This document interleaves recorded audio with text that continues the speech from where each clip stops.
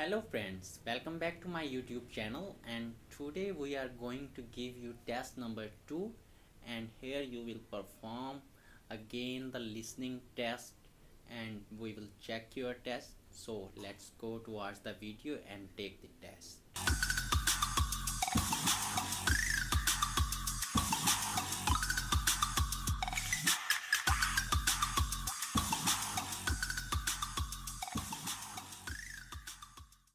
You will hear a number of different recordings, and you will have to answer questions on what you hear. There will be time for you to read the instructions, and you have a chance to check your work. All the recordings will be played once only. The test is in 4 sections. Section 1. You will hear a new student on a short summer course getting information from the college receptionist. First, you have some time to look at questions 1 to 5.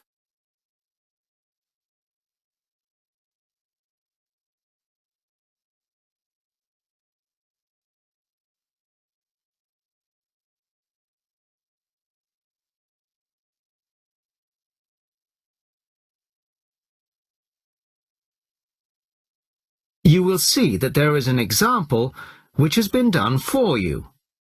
On this occasion only, the conversation relating to this will be played first. Sorry to keep you waiting. Okay, here's the information you need. On the first page, there's some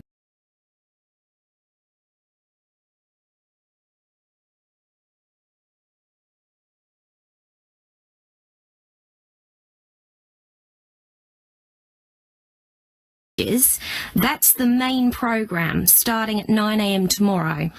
9 a.m., okay.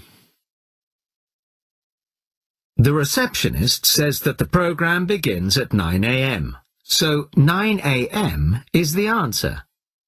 Now the test will begin. You should answer the questions as you listen, as you will not hear the recording a second time. Listen carefully to the first part of the conversation and answer questions 1 to 5. Sorry to keep you waiting. Okay, here's the information you need. On the first page, there's some info about the college, the facilities, the courses on offer, etc. Then, on these blue pages here, there's an outline of the social activities. You see there, okay? Yes. Now this part of the booklet here, the yellow pages, that's the main program starting at 9 a.m. tomorrow. 9 a.m., okay. So all the new students will be gathering in Herville Hall at 9 o'clock. Sorry, where? Herville Hall. I'll spell it for you. It's Hervill, and then Hall for hall, of course. It's the big white building by the entrance. Okay, I've seen it. Right. Anyway, you'll be in there for an hour. First, the Director of Studies will explain the various courses we offer and the requirements for them. Then for the second half hour, the social organiser will tell you more about the social program and Saturday excursions. Is that all clear? Yes, I think so. Then where do I go after that? Yes, okay. After the talks in the hall, there's a break. And then at 11:15, go to classroom 4 to have a placement test. 11:45. This placement test is to find my level in English? Exactly. Then, after the test, all the new students are invited to a special welcome lunch. In the cafeteria? No, not for the welcome lunch. It's in a restaurant near the school, an Indian restaurant. Oh, okay. I don't think I've ever tried Indian food. Do you like spicy food? Yes, I do. Then you'll love Indian. Before you hear the rest of the conversation, you have some time to look at questions 6 to 10.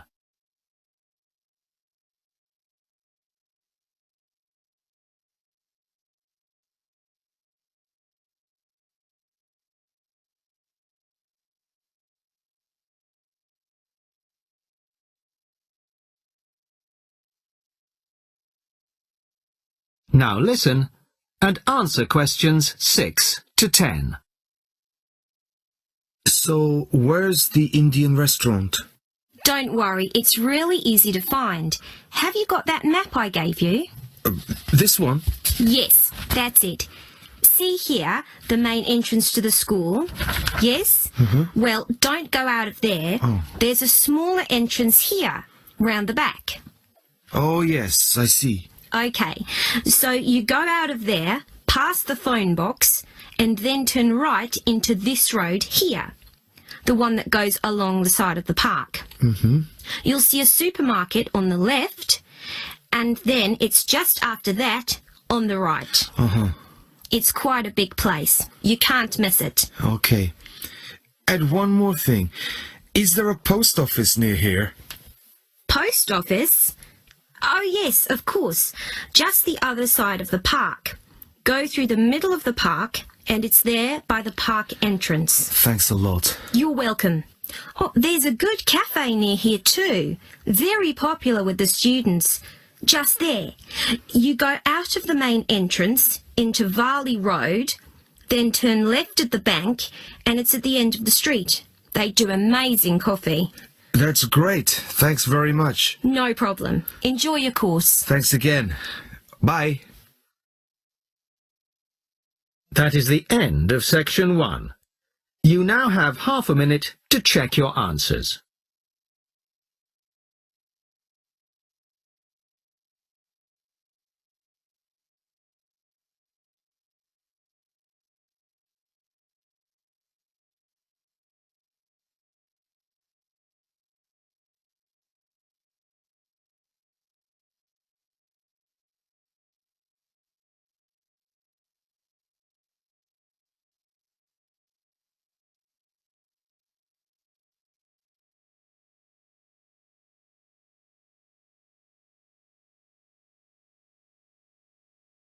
Section 2.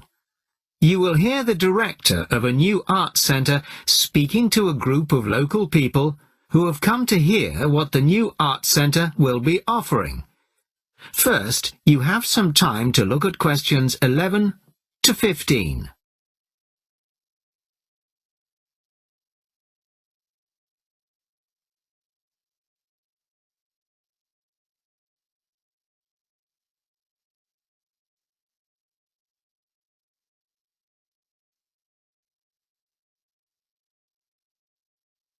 Listen carefully to the first part of the talk and answer questions 11 to 15. Well, good evening, everybody. Thank you all for turning out on this cold, wet evening. Welcome to our new art centre. I'm delighted that so many people are interested in finding out about the facilities and events that we'll be offering. I'll start with the regular evening events that we've scheduled so far. Sunday night will be film club night. Each week we'll be showing a classic film from the 40s, 50s or 60s. Films will start at 6:45, and afterwards there will be an opportunity to discuss the film in the cafe bar for anybody who'd like to. Tickets for the film will be £5, but the discussion afterwards is free, although anybody who wants to buy me a drink is welcome to do so. On Thursday evenings at 7:30, the auditorium is given over to productions by touring theatre companies. This coming Thursday, we're very excited to be welcoming Pizzazz, a drama company featuring both able-bodied and physically handicapped actors. They'll be performing a rather special version of William Shakespeare's The Tempest, featuring music and dance, as well as dialogue. Fridays and Saturdays will be music nights, starting at 8 p.m, with classical or traditional music on the Fridays and pop rock on the Saturdays. However, as the sound system hasn't yet been fully installed, these events won't be starting for another few weeks. As well as evening performances, various events will take place during the day. So far, a mothers and toddlers session has been arranged for Monday afternoons, and of course anybody can drop in for a coffee or a sandwich. The cafe bar will be open from 11 a.m. to 3 p.m. and 6 p.m. to 11 p.m. Mondays to Fridays, and 11 a.m. to midnight Saturdays and Sundays. Lunch will be served from 12:30 till 2, and light snacks will be available all day. Of course, this programme is just the start, and we expect to be announcing many additional events in the near future. Before you hear the rest of the talk, you have some time to look at questions 16 to 20.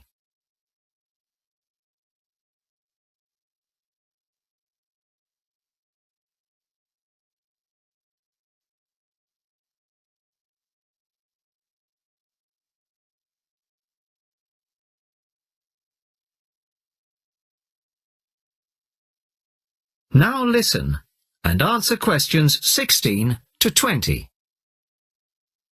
Now I'd like to take this opportunity to tell you about becoming a member.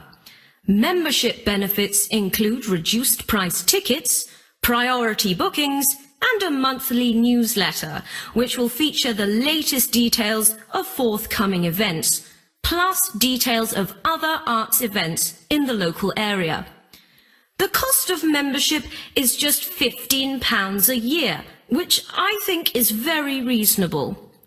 To get a membership card, you'll need to provide us with a passport-sized photo, plus payment, of course, by cash or cheque. We can't accept credit cards, I'm afraid, at least not for the moment. We hope to have credit card payment facilities available in the not-too-distant future. Then, when you want to buy reduced price tickets, you simply show your card at the box office or quote your membership number if you're making a telephone booking. Generally, a membership card will save around 20% on the full ticket price, so it really is very good value. Now we come to the most important part, your suggestions. It's your art centre, so we want to hear what you'd like to see. That is the end of section 2. You now have half a minute to check your answers.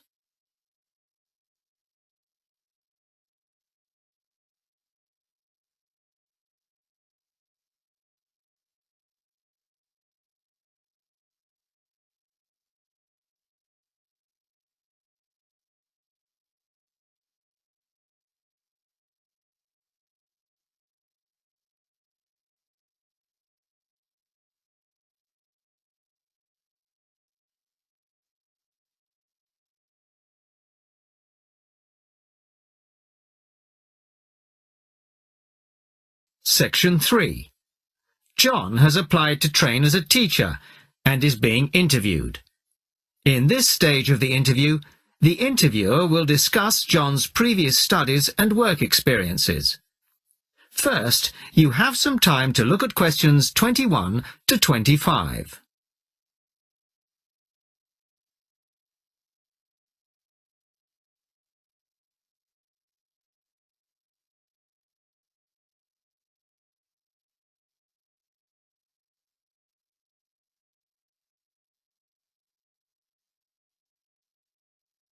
Listen carefully to the first part of the conversation and answer questions 21 to 25. Hello, come in and take a seat. You are John Evans? Yes, I am. Well, as I'm sure you're aware, the purpose of this part of the interview is to go over your CV and talk a little further about your previous studies and experiences. Yes. So, your first degree was in French, of course. Yes, with a minor in film studies. An interesting combination. Mostly French films, presumably? Well, European cinema in general, but with a bias towards French cinema. Ah, and your degree took 4 years? Yes. In the third year, I was an exchange student at Bruges University in Belgium. I was there for a full academic year, 9 months. Right. Well, you graduated 2 years ago, and then you took some time out, as it were. Yes, I spent 6 months as a volunteer working on restoring historic buildings in France. Oh. Was that with a well-known organisation? They're called restoration vacations here, but they operate under different names in several countries. I think they're quite well known. So, it was a 6-month vacation, really? No, I went for a week, but really liked it, and I got asked to stay on as a translator. Because I could speak French quite well, it was my job to liaise between the owners of the buildings and the English-speaking volunteers. That must have been a very enjoyable experience. Before you hear the rest of the conversation, you have some time to look at questions 26 to 30.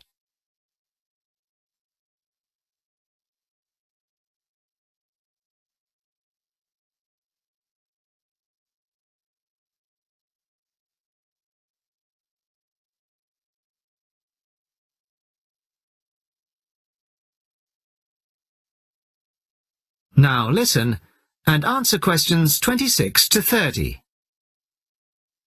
Well, it was certainly a very enjoyable experience to begin with, but after the first 3 months or so, I actually got a bit bored. I was talking about the same things every day. Bricks, cement, window frames, that kind of thing. It wasn't really stretching my French. Also, I wasn't getting paid, just free accommodation and food, plus some pocket money. Oh, I see. So then you started working for a bank in Paris, BCFC, I think. Yes.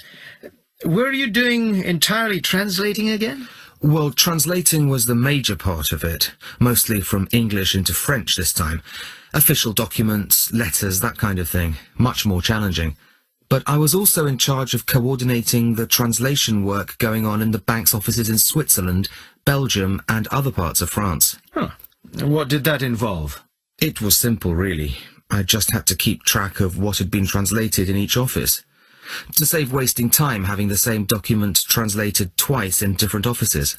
So, you stayed there for a year and a half, and then you left. Why was that? Simple, to apply for this course. I see. Why give up a secure job in Paris to train as a teacher here? I've always imagined that I'd be a teacher, really.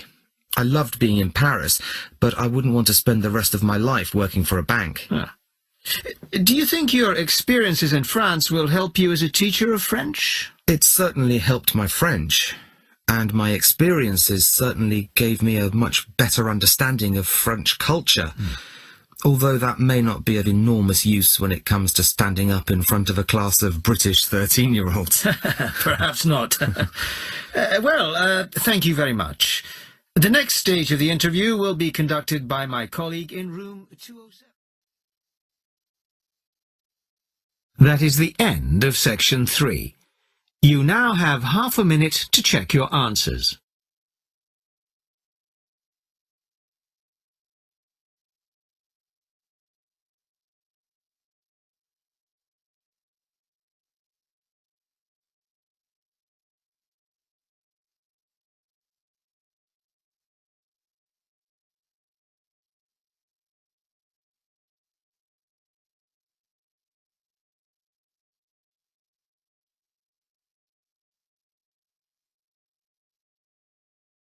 Section 4. You will hear a talk about the Kentish pipe, a 17th century musical instrument. First, you have some time to look at questions 31 to 40.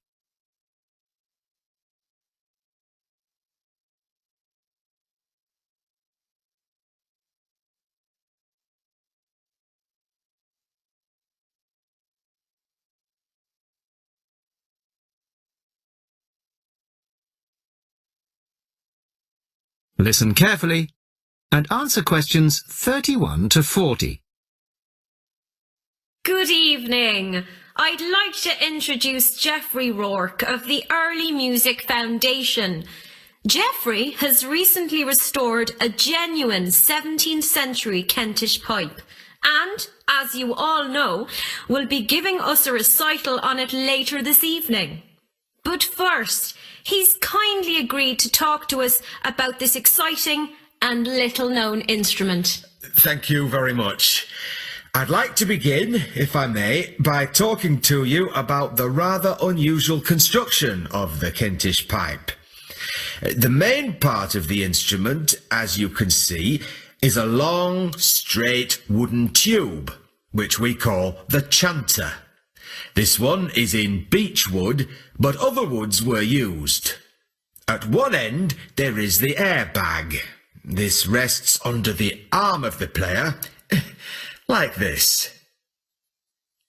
The blowpipe that inflates the airbag is quite long and bends round the front of the body to be inserted in the mouth of the player, like this. You see, the flexible nature of this tube is a unique feature of the Kentish pipe. In my restored version here, the blowpipe is, I'm sorry to confess, made out of plastic. In the original version, it would have been made out of leather using an elaborate stitching and waxing technique. However, the skills required to do this have now been lost. Good old plastic was the only alternative we could come up with. The airbag is obviously a modern replacement too. This time it is made out of leather and, as far as we can be certain, is likely to be pretty much identical to the original. A particularly soft and supple yet strong leather is required. Ordinary shoe leather would start to crack in no time. The main pipe, or chanter, is original, of course, as its rather battered appearance makes obvious, I would imagine. But it still sounds pretty good after nearly 400 years.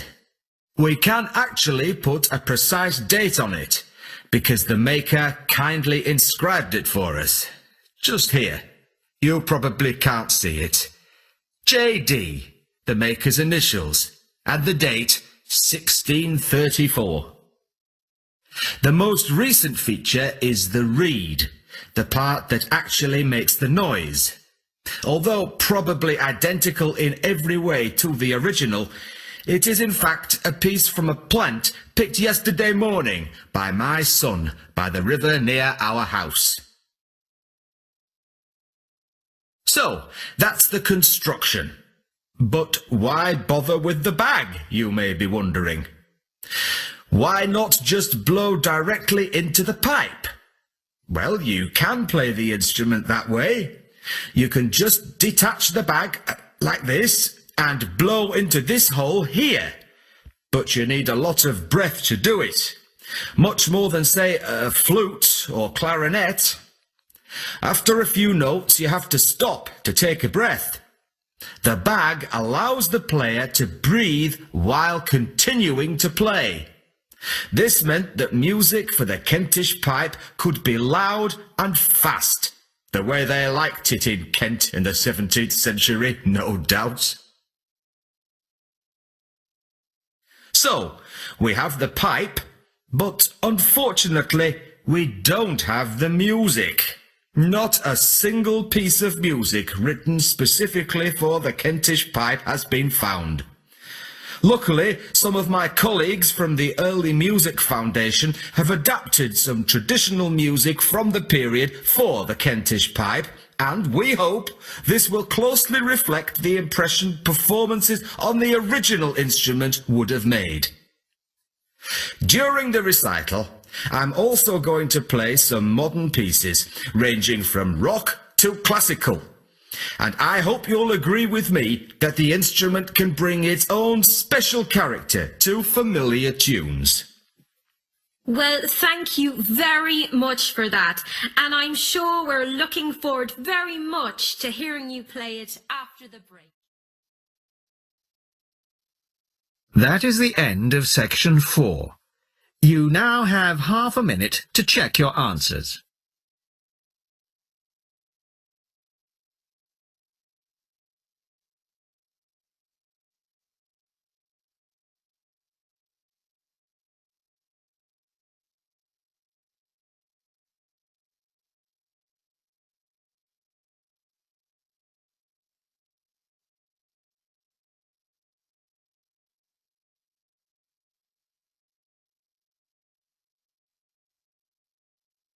That is the end of the listening test. In the IELTS exam, you would now have 10 minutes to transfer your answers to the answer sheet.